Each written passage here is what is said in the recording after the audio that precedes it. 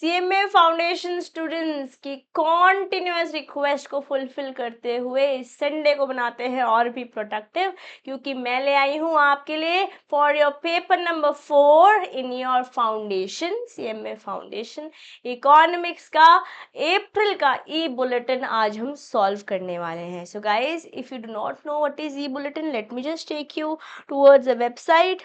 हम ICMI पे जब जाते हैं, स्टूडेंट्स टैब में जाएंगे, you will go to e-learning knowledge resources। जब e-learning knowledge resources में जाएंगे तो पहला ही देखेंगे स्टूडेंट ई बुलेटिन। जब आप इस पे क्लिक करेंगे, you will be directed towards this link, और यहाँ पर आपको जनवरी से लेकर दिसंबर तक 2024 के ई बुलेटिन्स दिखाई देंगे। मतलब हर महीने इंस्टीट्यूट की तरफ से कुछ इम्पोर्टेंट क्वेश्चंस आते हैं particular subjects से related for foundation also, inter also and so on।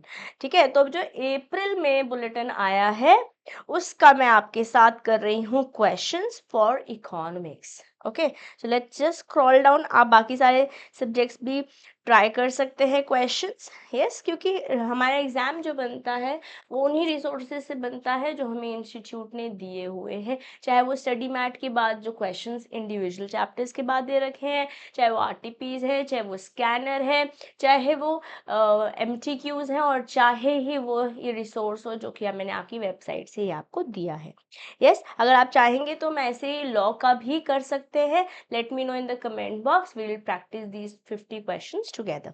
ठीक है, अभी आज इकोनॉमिक्स की क्योंकि कॉन्टिन्यूअस डिमांड आ रही है, मेरे स्टूडेंट्स को हेल्प चाहिए, तो here I am starting with economics fundamentals of business economics and management FBEM। हमारे पास मॉड्यूल 1 बेसिक कंसेप्ट से क्वेश्चंस हैं। चलिए शुरू कर रहे हैं। देखिए, अप्रैल 2025 हमारे पास क्वेश्चंस आए हुए हैं। आइए let's solve them together.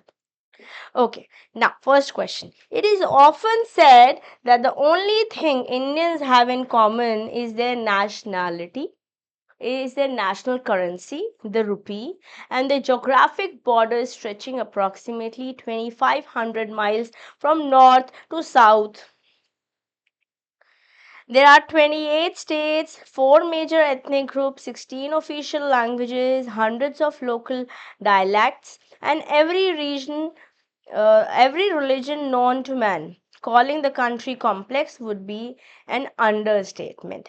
But if you have the luxury of time and money, you might be able to get a complete picture by taking a journey through each of the states in India.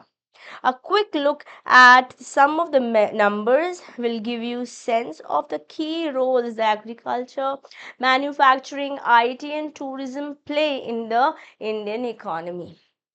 Our main focus will be to analyze why India is considered as largest market in the world. Eventually, it is larger than China market, and we'll talk about it. Yes, तो हमारे पास एक कुछ statement दी हुई है। अब हमारे पास कुछ questions पूछे हुए हैं। हम बेसिकली फर्स्ट मॉड्यूल यहाँ पर कवर कर रहे हैं, basic concepts. So since you are already preparing for your CMA Foundation upcoming examination, I am sure you are already aware about all the modules, है ना, वहाँ सिलेबस तो आपको पता ही है। और यहाँ पर आज जो हम क्वेश्चंस कर रहे हैं वो मॉड्यूल 1 से कर रहे हैं। चलिए let's get going. Are we all ready मेरे प्यारे बच्चों? Are we all ready? If you are not ready, get yourself ready. Copy ले आओ, पेन ले आओ, या पेंसिल ले आओ, however want to write it, क्योंकि पहले क्वेश्चन का आंसर आप देंगे। Once you have done written the answer, I will be explaining the answer.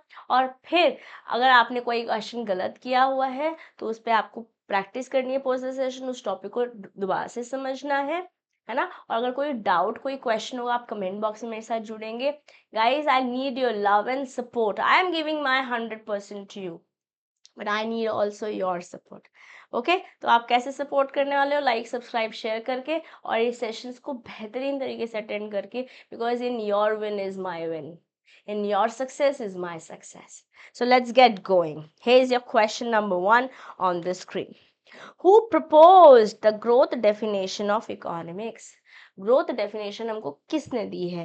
Keynes ने, मार्शल ने, सैमुअल्सन ने कि पिगो ने? बताएंगे दोस्तों। A, B, C के D। I hope you have already given the right answer. The answer is Samuelson, Paul Samuelson ने हमको दी थी, इंट्रोडक्शन दी किया था मॉडर्न डेफिनेशन ऑफ इकोनॉमिक्स से, जिन्होंने फोकस किया ग्रोथ पे, डायनेमिक एस्पेक्ट्स पे, how societies use scarce resources to produce goods over a period of time. Yes, हमें कीन्स ने क्या दिया? कीन्स ने तो बेसिकली एम्प्लॉयमेंट एंड इनकम पे फोकस किया था. मार्शल ने क्या किया था? मार्शल ने डिफाइन किया था कि इकोनॉमिक्स एक स्टडी ऑफ मैन है इन ऑर्डिनरी लाइफ. यस, और पीगो ने क्या बोला? इन्होंने तो वेलफेयर पे फोकस किया था, एम्फोसाइज किया था वेलफेयर. ठीक है. Next question, what is the normal shape of PPF curve? PPF curve की नॉर्मल शेप क्या है? Okay, concave to the origin, convex to the origin, straight line rising upward to the right, or none of the above? A, B, C, D. I want you guys to write the answer in your notebook. Stay true to yourself. क्योंकि exam में तो मैं नहीं होंगी, कोई और support नहीं होगा. एग्जाम में आप खुद ही होंगे. यस, तो अपने ब्रेन की नॉलेज, आपको जो भी समझ आ रहा है लिखिए, और फिर जो मैं राइट आंसर दूंगी वो भी इसको, जैसे लेट्स से आपने लिखा ए, इसका आगे आप क्रॉस करेंगे और राइट आंसर लिख देंगे. और जब आप ऐसे लिखेंगे ना, तो आपको पता होगा कि मैंने इस क्वेश्चन का आंसर गलत दिया था, मुझे दोबारा पढ़ना है ये टॉपिक. ठीक है, चलिए ना. पीपीएफ कर्व कैसा होता है? Actually, the answer here is A only. Yes, it is concave to the origin. The answer here is A only. Concave ही है origin, बाकी सारे ही जो convex straight line है या PPFs है, they do not represent the increasing opportunity cost. Increasing opportunity cost जो normal है, बोले तो more units of one good sacrifice more of another. अगर मैं कोई ऐसे मान लेते हैं, पास 100 रुपये है, तो अगर मुझे 10 रुपये का एक लेट्स से एप्पल है, ठीक है, मैम बोल रही, बच्चे बोल रहे हैं मैम ये कौन से ज़माने में 10 रुपये कौन सा एप्पल है? हाँ, मम्मी बोल रही लेट्स से 10 रुपये का एक एप्पल है, ठीक है, और लेट्स से 5 रुपये का एक आम है. तो हमें अगर 10 आम चाहिए तो 50 रुपये देने पड़ेंगे.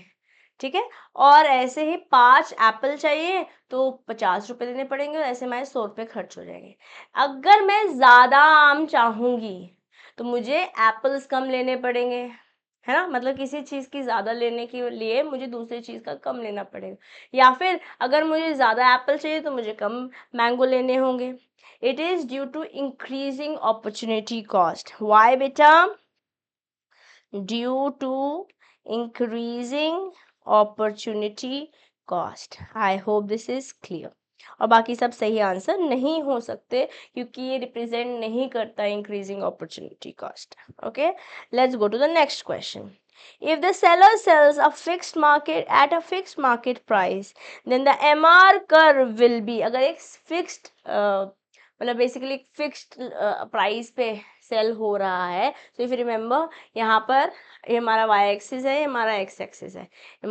क्वांटिटी डिमांडेड रहती है जब हम क्वांटिटी डिमांडेड क्वांटिटी सप्लाइड कर रहे होते हैं, जब हम फर्स्ट चैप्टर कर रहे थे, बेसिकली फर्स्ट चैप्टर में है ये सारे topics, right. If the seller sells at a fix price market price, then MR curve will be. MR curve कैसा होगा मेरे बेटे? परफेक्ट कॉम्पिटिशन है. बेसिकली प्राइस से सेम का मतलब होता है कंपटीशन इज परफेक्ट कंपटीशन. सब लोग सेम, किसी भी दुकान पे चले जाओ इतने रुपए का ही मिलने वाला है. It is perfect competition. तो बोले एम आर, हम यहाँ पर हम बोल रहे हैं M R is equal to A R. हम क्या बोल रहे हैं? M R is equal to A R and all other R constant. और ये कब हो रहा है मेरे बेटे? When it is going to happen? It is going to happen when MR curve is horizontal. Under perfect competition, the price बोले तो MR equals to AR and all are constant. Basically बाकी सारी जगहों पे, चाहे वर्टिकल है, चाहे pricing है, चाहे डाउनवर्ड फॉलिंग है, हम ये इनका इन एप्लीकेबल शेप्स है जब मैं परफेक्टली कॉम्पिटिटिव मार्केट के बारे में बात कर रही हूँ, एमआर के बारे में बात कर रही हूँ. ठीक है, so what's going to be the answer? It is going to be B. Let's go to the fourth question. Fourth question क्या बोल रहा है? If the seller has to reduce the price to increase the sale, price कम करना पड़ रहा है ताकि सेल बढ़ पाए। Then with an increase in sale, जैसे जैसे सेल बढ़ती जाएगी क्या होगा, what is going to happen, both AR and MR will rise, AR falls and MR rise, both AR and MR are going to fall. हम क्या बोल रहे हैं, हम सिंपल लॉ ऑफ डिमांड बोल रहे हैं, when the prices increases the demand decreases and vice versa, when the prices decreases the demand increases. या तो सेल बढ़ रही है जब प्राइसेस कम हो रहे हैं, तो ये डाउनवर्ड स्लोपिंग डिमांड कर्व ही तो है। What is happening, downward sloping ही तो है ना, ऐसे बनाएंगे ना, यहाँ पे आपका प्राइस है, यहाँ क्वांटिटी डिमांडेड है, जैसे जैसे प्राइस कम करोगे P0 से P1 पे आओगे, ऐसे ही क्वांटिटी डिमांडेड जो है वो Q0 से Q1 हो जाएगी, है ना। हम यहाँ से यहाँ, तो ये डाउनवर्ड स्लोपिंग ही आ रहा है ना। तो what is going to happen, typically monopoly या मोनोपोलिस्टिक मार्केट्स में ऐसा होता है, and here AR and MR will continuously fall, and therefore the answer to question number 4 is going to be C. Yes, very well. दोनों rise नहीं होंगे, actually दोनों fall करेंगे, ठीक है। Let's go to the next question. Ceteris paribus means other things remaining constant, है ना। तो ये तो बहुत सिंपल है, इसमें मतलब बहुत इंपॉर्टेंट क्वेश्चन है और बहुत आसान क्वेश्चन है। सिट्रस पैराबिस का मतलब होता है अदर थिंग्स रिमेनिंग कांस्टेंट। ये तो कोई टेंशन वाली बात नहीं, अगर हमने ऑप्शंस नहीं भी पढ़े हैं तो भी हमको पता है, the answer would be C. या next question, if the quantity demanded for good X is given by QX equals to K upon PX, where K is more than 0, PX equals to price of good X, okay, then the MR curve is, MR curve क्या होगा, देखो हमने क्या बोला, quantity of the good X is given by QX, अगर हमारे पास ये बन रहा है, यस, तो QX दे रखा है हमको K अपॉन PX, और K जो है हमारे पास 0 से ज़्यादा है, और PX जो है वो प्राइस ऑफ द गुड है, ठीक है। अब आपको बताना है MR कर्व कैसा होने वाला है। Okay, I want you guys to think about it and draw it in your notebook. ये ड्राइंग स्लोप, डाउनवर्ड स्लोपिंग है, इंटरमीडिएट है, फ्लैट है, horizontal, lies above the horizontal axis, या फिर कोइंसाइड करेगी horizontal axis. Okay, you have to explain this or maybe choose in your head and then we will discuss the answer of it. इसका answer बताने से पहले late me just explain you how it is happening. Okay, तो हम क्या करेंगे, हमें बताया डिमांड फंक्शन क्या होता है, QX equals to K upon PX, और इसको अगर हम ऊपर नीचे ले जाएं, मतलब इसको यहाँ लिया है और इसको यहाँ लिया है, यस, ये यहाँ ले जाएं और यहाँ ले जाएं, तो ये बन जाएगा inverse demand function. Total revenue कितना होता है, total revenue is price into quantity. अब हमारे को ऑलरेडी PX यहाँ पर हमने डिराइव किया हुआ है, यस, इस PX को रिप्लेस कर दो इस PX इंटू QX के साथ, बेसिकली यहाँ पर ये डाल दो, तो क्या बन जाएगा K upon QX into QX equals to, ये यहाँ से कट रहा है तो ये K ही बन गया। तो ऐसे समझ में आया कि TR बोले तो total revenue is constant and will be equal to 0। अब अगर इसकी को मैं MR बोले तो मार्जिनल रेवेन्यू पर चलूँ तो बनेगा DTR upon DQ and which is equal to 0, ठीक है। अगर ऐसा हो रहा है और अब मुझे इसको करना है plot, I have to plot MR 0 का क्या मतलब है, when MR is equal to 0 it means that TR curve is flat, है ना। फ्लैट क्या होता है, flat horizontal line, it is a flat horizontal line, yeah, so hence sorry, hence MR curve lies flat on the horizontal axis, कुछ ऐसे से दिखेगा, this is how it is going to look।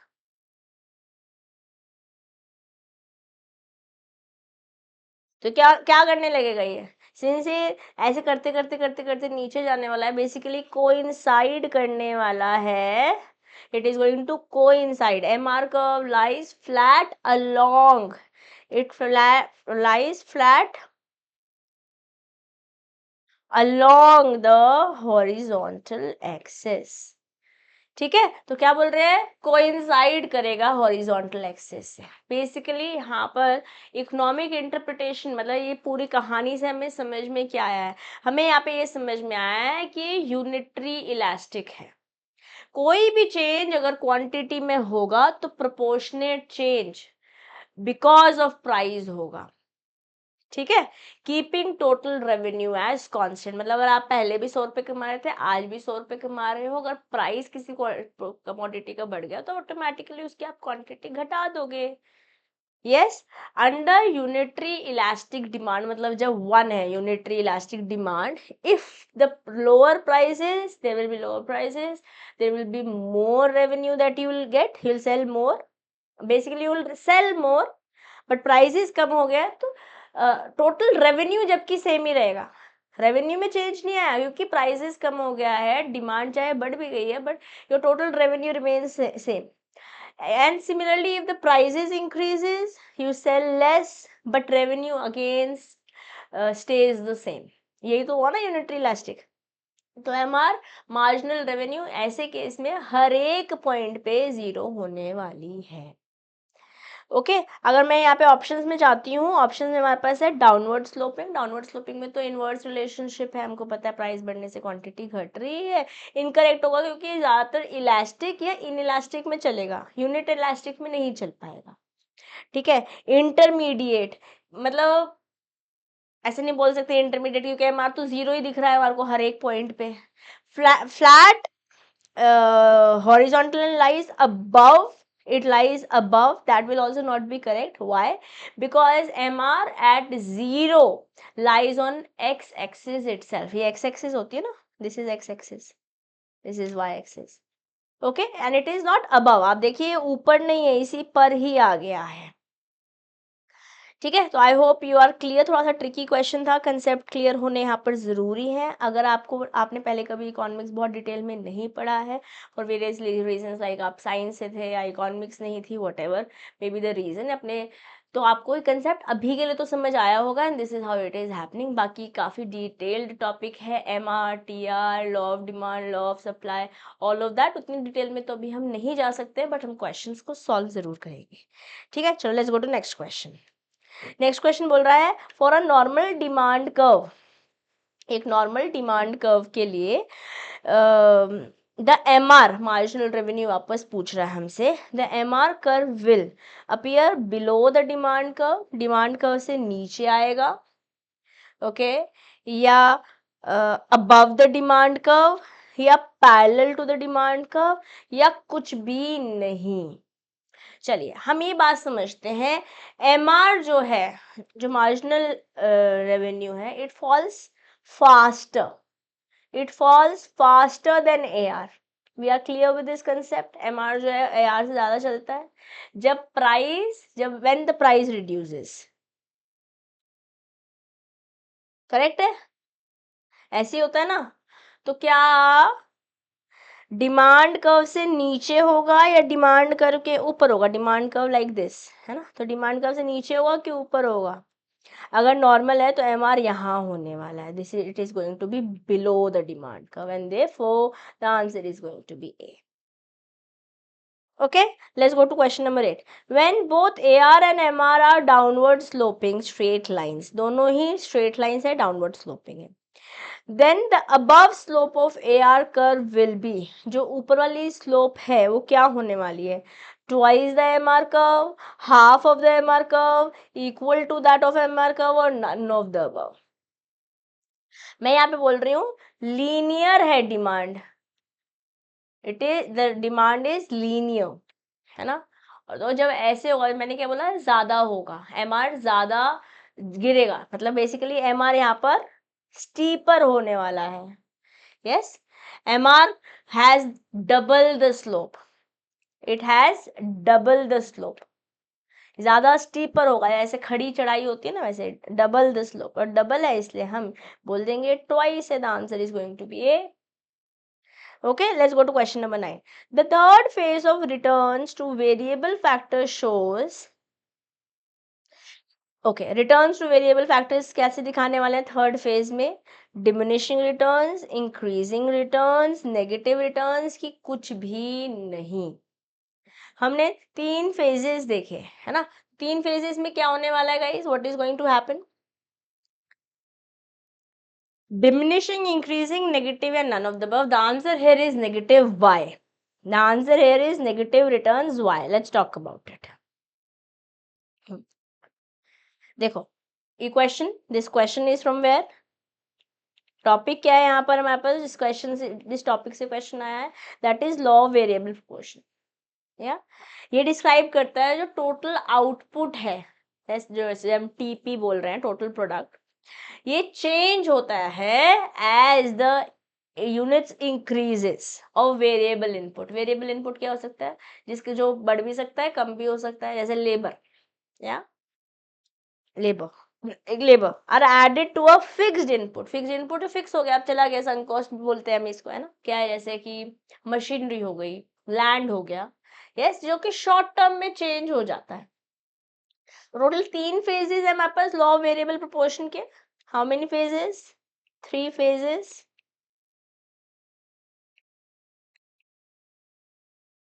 3 phases कौन से है? Increasing, diminishing return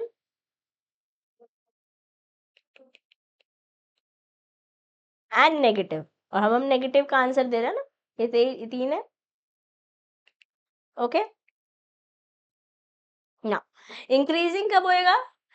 increases as at an increasing rate, it increases at an increasing rate, so basically increasing return बोल लेते हैं, सो ढंग से लिखते हैं, है ना।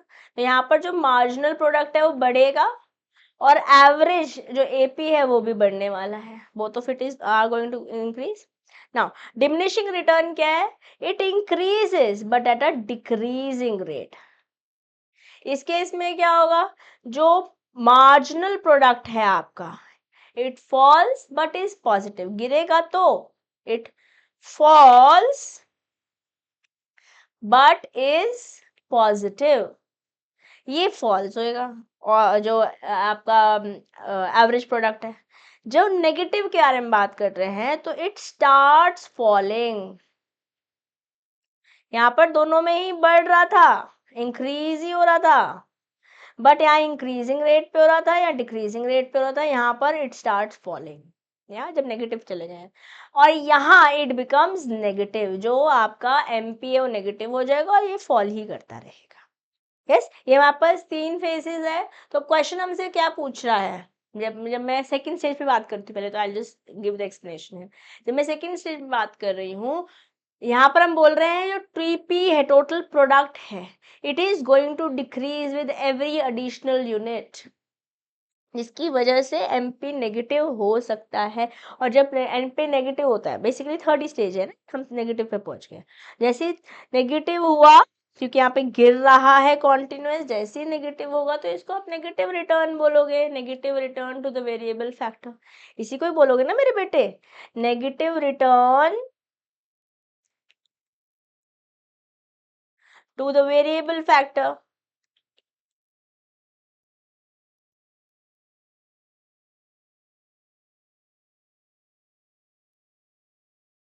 ठीक मेरे बच्चे, so I hope this is clear. इसको ऐसे मान सकते हैं, एग्जांपल रियल लाइफ लेते हैं, लेट्स से आपका एक छोटी सी किचन है, ठीक है, किचन में फिक्स्ड इनपुट्स है, सेम मशीन एक्सेट्रा एक्सेट्रा। अब आपने लेबर क्या होता है किचन में, जनरली शेफ्स होते हैं, आपने शेफ हायर करे, ही वेरिएबल इनपुट है। ऐसे आपके शेफ बढ़े, लेट्स से 1 2 3 4 5 ऐसे बढ़ते गए, तो जो आपका टोटल प्रोडक्ट है, मतलब बेसिकली जो खाना बन रहा है, जो मील्स कुक्ड है, लेट्स से वो भी इंक्रीज हो रही है। चलो मैं इसको लिख के बताती हूँ, ठीक है। आपके पास जो शेफ है, लेट्स टॉक अबाउट 1 2 3 4 5 6 छः बोलते हैं, ठीक है। तो आपका टोटल प्रोडक्ट है ना, बेसिकली कितना कुक्ड फूड है, लेट्स से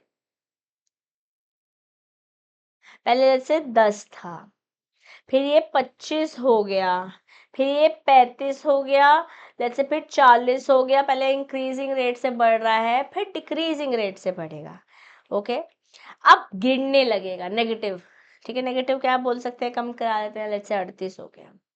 तो यहाँ पर जो मार्जिनल प्रोडक्ट है बोले तो एक्स्ट्रा मील्स है। मार्जिनल तो एक्स्ट्रा होता है ना, एक्स्ट्रा एडिशनल। कितना है यहाँ पे एक्स्ट्रा, 10। यहाँ से यहाँ पहुंचे, यहाँ तो पहली बार तो 10 ही हुआ, यहाँ से यहाँ आया 15, यहाँ से आया 10, फिर आया 5, फिर कुछ भी नहीं बढ़ा, और फिर तो -2 हो गया। ऐसे हुआ ना, -2 हो गया ना नेगेटिव। तो जो बोल रहे हैं जो सिक्स्थ है, adding the sixth chef reduces the total meals but due to overcrowd, why, because there could be overcrowding या ज़्यादा लोग हैं, too many cooks spoil the meal, inefficiencies बढ़ सकती है। तो यहाँ पर marginal product जो है वो negative हो जाएगा, sixth chef is causing total output to fall। तो ये third stage negative return कहलाएगी। बाकी सारे गलत ही आंसर होंगे, this is how it is going to be the right answer। yeah, answer is C। Next question. The total product curve, the TP curve becomes upward sloping straight line passing through the origin. Then the MP is equal to AP curve curve becomes, जैसे अब MP AP के equal है तो क्या होने वाला है, curve. Curve कैसे होगी, हॉरिजॉन्टल होगी, वर्टिकल होगी, अपवर्ड स्लोपिंग होगी या डाउनवर्ड स्लोपिंग होगी। तो you have your 4 options. What are the 4 options, horizontal, vertical, upward की downward. I want you guys to give the answer to this question. यहाँ पे करा हो गया, जब AR equal to MR है, बेसिकली कांस्टेंट है, और जब कांस्टेंट होता है तो क्या होता है बेटे, it is equal to basically MP AP equal है, it is going to be horizontal, simple, very very easy। constant return implies equal constant MP and AP। okay, let's go to question number 11। in the long run the possibility of greater technical division of labor in any factory leads to, possibility of greater technical, okay, अगर अगर long run में बोल रहे हैं, हमने technical division labour का अलग अलग कर दिया कि पर्टिकुलरली लेट्स से कोई एक तरीके का काम यहाँ कर दिया, दूसरे तरीके का यहाँ कर दिया, तीसरे तरीके का यहाँ कर दिया, तो एफिशिएंसी बढ़ेगी ना इससे। यस, तो रिटर्न तो ज़्यादा हो जाएंगे। इससे क्या होने वाला है, लेबर फैक्ट्री नहीं, labour factory leads to decreasing constant increasing, none of the answer is simple, C is going to the right answer. Decreasing या कांस्टेंट रिटर्न तो होंगे नहीं अंडर डिफरेंट कंडीशंस। या let's go to question number 12। The MR curve of a competitive firm becomes, अगर कोई competitive firm है, ठीक है, कंपेटिटिव बोले तो परफेक्ट कंपटीशन, प्रीवियसली मैंने अभी थोड़ी देर पहले मैंने इसके बारे में बातचीत करी है, it is going to be horizontal. Horizontal perfect competition है ना।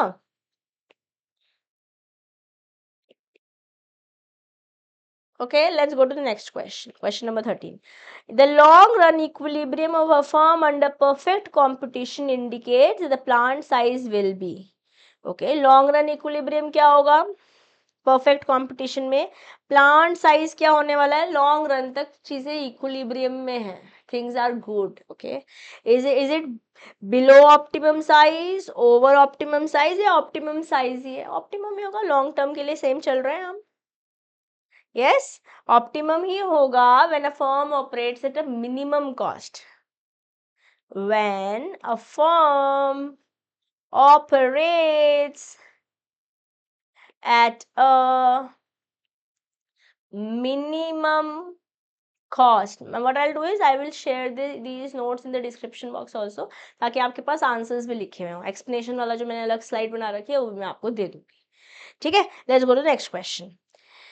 if SAC is equal to AR, बोले तो equilibrium basically AR is at equilibrium in short run, it is at short run। okay, SAC is equal to AR of a competitive firm at its short run equilibrium point, then it is called, क्या बोलते हो इसको, equilibrium तो break even होता है, shut down point भी नहीं है, टर्निंग पॉइंट भी नहीं है, नन ऑफ द अबव भी नहीं, answer is going to be equilibrium, तो ब्रेक इवन ही होगा ना।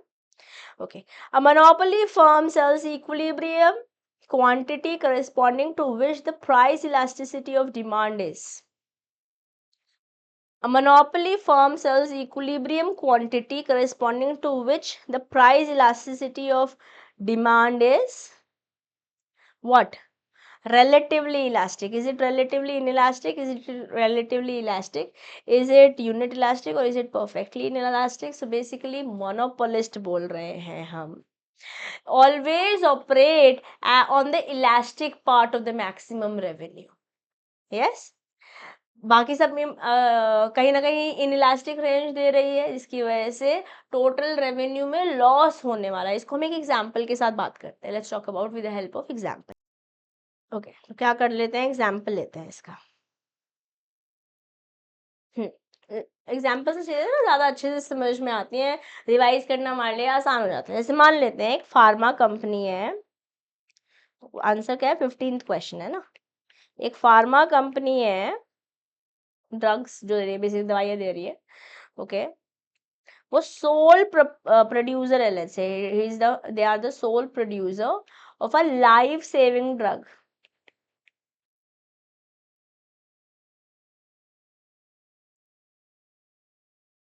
तो इससे क्या हो गया, अगर वो सोली प्रोड्यूस कर रहे हैं तो इसका मतलब उनकी मोनोपोली है.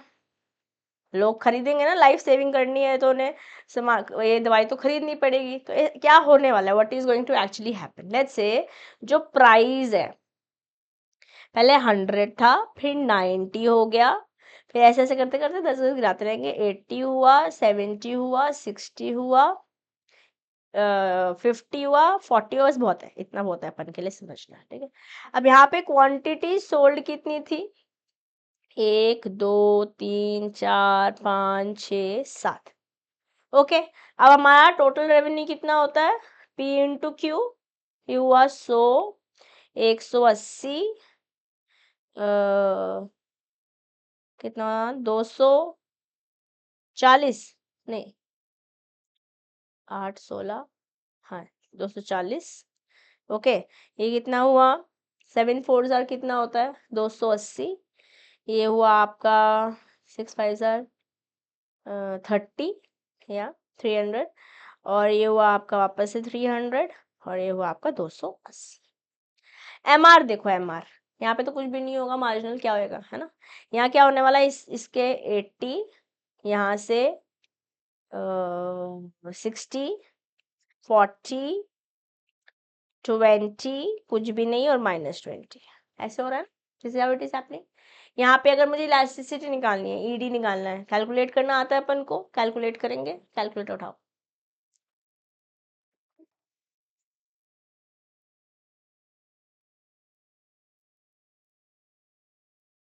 या 2.25 पॉजिटिव इलास्टिक हुआ. या नेक्स्ट,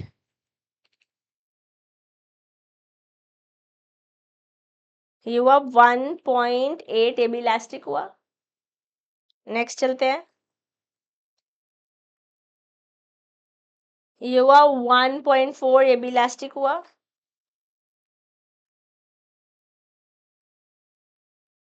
ये हुआ 1.2, ये भी इलास्टिक हुआ. यहाँ पे ये यूनिटरी इलास्टिक हो जाएगा. नेक्स्ट वाले में ये हो गया इन इलास्टिक. इलास्टिक चल रहा था, या यूनिटरी इलास्टिक हो गया, और ये हो गया इन इलास्टिक. ठीक है ना, ऐसे तो हुआ ना. This is how it is going to happen. Basically the firm is maximising revenue at a unit elastic but maximising profit before that. Profit सबसे ज्यादा कहाँ दिख रहा है हमको, उससे पहले ही, right. The MR is still positive. Now it avoids the inelastic region because producing more like if you produce more it is going to reduce the revenue and also the profit.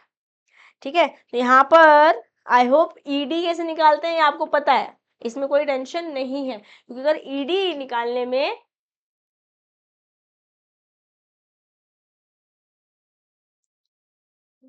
क्या हो गया, so guys something is happening wrong. Give me a moment. कुछ आवाज आ रही है मेरी आप लोग को? सर्कल हो रहा है मेरे इस पर। मैं एक बार चेक कर लेती हूँ मेरी स्क्रीन पर सर्कल सर्कल क्यों चल रहा है। गाइस आ रही है फिर ये आवाज? आई थिंक टेस्टिंग में मेरे को सही दिखाई दे रहा है। Green and everything is happening. चलो, I hope you are able to listen to me. आगे कंटिन्यू करते हैं, लेट्स कंटिन्यू। अच्छा, मैं आपको ईडी बता रही थी। ईडी कैसे निकालते हैं मेरे बच्चे? ईडी का सिंपल फॉर्मूला है ना। सिंपल फॉर्मूला क्या है?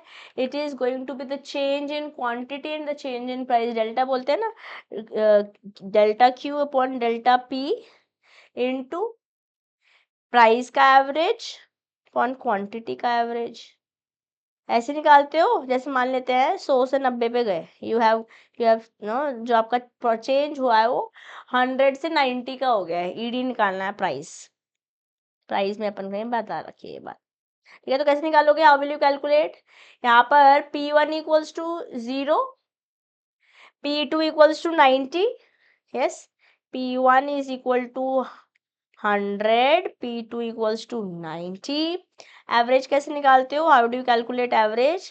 P1 अपॉन P2 अपॉन 2, और ऐसी एवरेज इसका निकालते हो Q1 upon plus Q2 upon 2। ऐसे तो निकालते हैं ना। बस डालेंगे और आंसर निकालेंगे। कैसे निकाल रहे हैं अपन? Change in Q. Change in Q let's say 1 से 2 हो गया, क्वांटिटी जो है 1 से 2 हो गई। तो Q1 upon Q2, Q1 plus Q2, 1 plus 2 divide by 2 equals to 3/2। ऐसे तो होता है ना। ऐसे this is how you calculate. तो आप एवरेज निकाल लोगे। एवरेज कैसे निकालोगे? P एवरेज, प्राइस का एवरेज निकालोगे। 100 plus 90 divided by 2 equals to 95, और इसको कैलकुलेट करोगे तो आ जाएगा 1.5। एवरेज में निकाल लिया। डेल्टा भी अपन को पता है, यह 1 अपॉन -10, और यहाँ पे हम नेगेटिव साइंस इग्नोर करते हैं, इंटू 95 डिवाइडेड बाय 1.5। क्या है? 95 अपॉन, बेसिकली बाज में लेते हैं, ये बन गया 15 पकड़ लेते हैं इसको। Yes, and it is going to be 6.33। ऐसे निकालते हैं ना। This is how you calculate. ठीक है, तो अब अगर आप यहाँ पे अपन ने टेबल में, या I think I have explain you the calculation, right. चलिए आगे बढ़ते हैं, लेट्स गेट गोइंग, है ना। अब ये समझ में आ गया हमारे को concept. Let's continue with the next question. अगर यहाँ पे किसी का कोई डाउट होगा तो मेरे से कमेंट बॉक्स में बातचीत कीजिएगा। अभी आगे बढ़ रहे हैं। At the profit maximization output level of a monopolist, the marginal cost curve has to be upward rising. क्या upward rising होगा ऐसे केस में? True, false, not necessarily true, usually false। not necessarily और usually false को तो आप हटा ही देंगे। हाँ, हटा देंगे क्या? नहीं guys, it is not a rule always. Okay, because यहाँ पे इन दोनों में से कोई एक आंसर सही है। Okay, how are you going to explain this?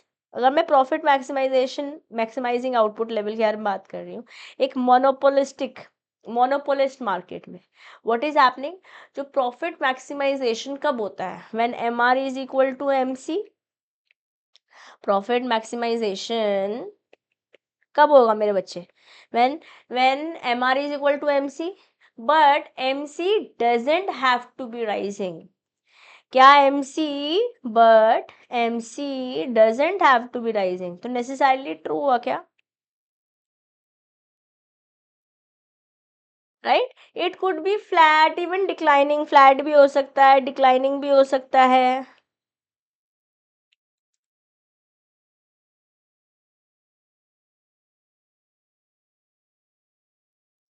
तो जरूरी नहीं है, हमने बोलिया while rising MC is common, it is not a requirement for profit maximization, right। Marginal cost की बात कर रहे हैं। ठीक है, तो answer is going to be seen here. I hope we are good and therefore I am doing these question, मुझे बहुत अच्छे लगे questions, right. Let's go to question number 17। Question number 17 क्या बोल रहा है? A monopolist does not have a supply curve for its products। Why? Monopolist में क्यों नहीं होता है सप्लाई कर्व प्रोडक्ट्स के लिए? क्योंकि it can select both its output and its price.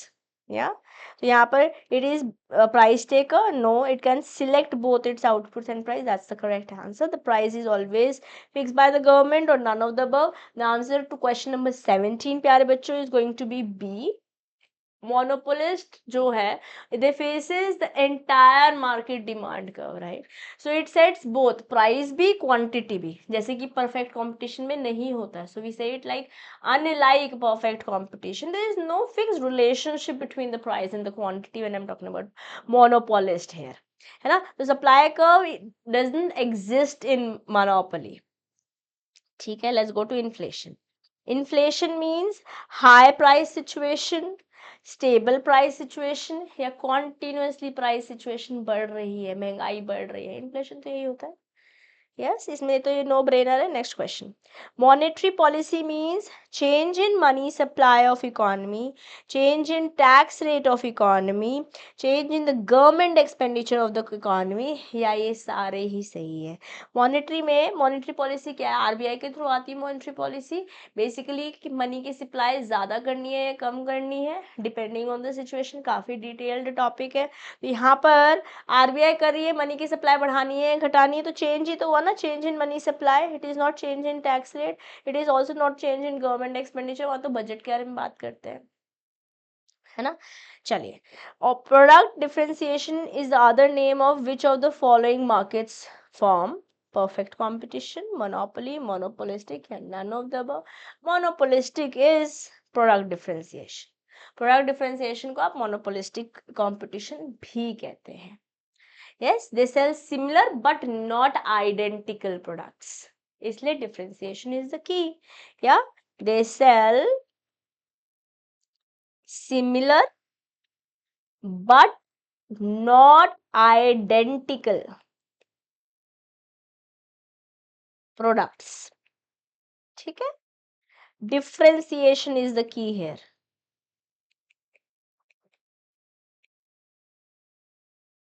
ठीक है, तो answer is going to be C. Next, OPEC countries form a cartel under monopoly, oligopoly, monopolistic, या none of the above. OPEC oligopoly में cartel बनाती हैं. Yes, oligopoly में they only have few sellers. ठीक है, एंड जो कलूजन कर रहे हैं या कार्टेल आप में मिला के समूह सा बना रहे हैं, जनरली ये जैसे आप ओपीसी आप ऑयल के लिए देखते हो. ठीक है, चलो next question. Leadership is a part of, अब हम सेक्शन ए हो चुका है, सेक्शन बी कर रहे हैं basically. Basically the business management part. Leadership is a part of organisation management, दोनों ये कुछ भी नहीं. लीडरशिप किसका पार्ट है? तो बहुत आसान क्वेश्चन है, अब दिमाग लगाने वाले क्वेश्चन खत्म हुए. अब बेसिक कॉमन सेंस के बाद में बात करें. लीडरशिप ऑर्गेनाइजेशन में नहीं मैनेजमेंट में होती है, इसलिए answer both of the above नहीं. हमेशा बोथ या नन पढ़ के उतावले मत हो जाना, ढंग से आंसर देखना. Okay. Accountability is the liability created for the use of authority, responsibility, accountability, all of the above. Accountability आती है authority के साथ.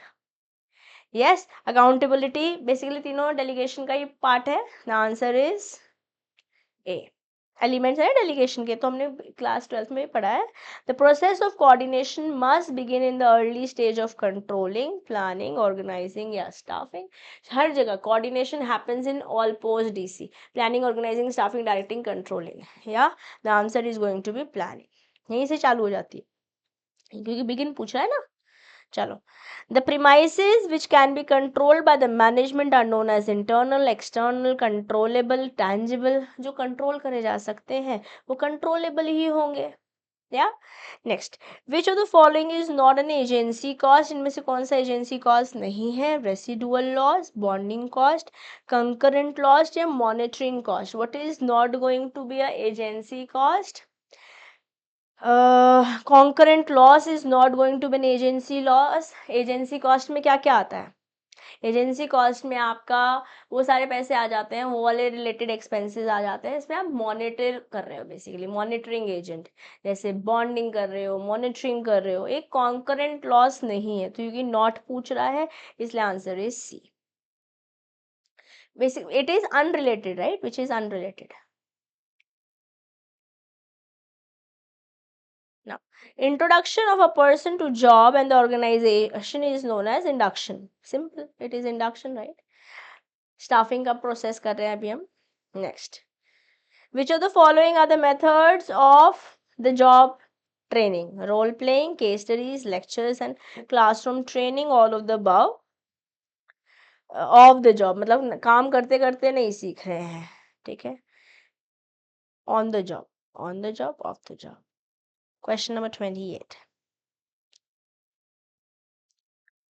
अच्छा, ये लेक्चर्स भी है, रोल प्लेइंग भी है, ऑफ द जॉब पूछ रहा है, ऑन द जॉब तो पूछ नहीं रहा है. Yes, the answer is going to be all of the above. Case studies भी, yeah, it is case studies भी. Next question. Selection of language in which the message is to be given. Medium, decoding, encoding या feedback, क्या होगा? Communication का process बहुत ही important है guys, बहुत ही important. सो जिस लैंग्वेज को बेसिकली आप क्या करते हो, सेंडर जो है मैसेज, बेसिकली पहले एनकोडिंग होगी, मैसेज भेजा जाएगा, वो डिकोड करेगा, रिसीव करेगा, डिकोड करेगा, फीडबैक देगा, और बीच में कहीं पर भी नॉइस आ सकती है. This is how it happens, right? Question number 29 was going to be the right answer.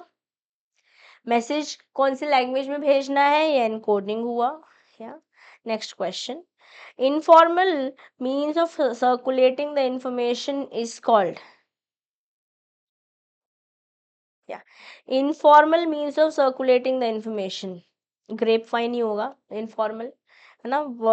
Verbal, horizontal, written, कहाँ कहाँ को आएगी, कहाँ को जाएगी, है ना. We don't know, right? So hope you have enjoyed this mock test, but please do not consult the key before finishing. Therefore we did not, right? ये हमारे इंस्टीट्यूट से ही आई गई है. आई होप गाइज आपने अच्छे से कंसेप्ट देखे हैं. कोई पर्टिकुलर टॉपिक आप चाहते हैं जो आपको नहीं समझ में आया और आप उस पर एक छोटी वीडियो चाहते हैं उस पर्टिकुलर कंसेप्ट में, लेट मी नो. अगर आप ऐसे ही सेशन मार्च का बुलेटिन भी करना चाहते हैं फॉर इकोनॉमिक्स ऑल्सो, देन में let me know. And similarly for law और economics I can help you with. Law के सारे content free of cost already channel पर अवेलेबल है. In case you have not gone through those videos, go ahead. 5 घंटे की marathon भी channel पर available है.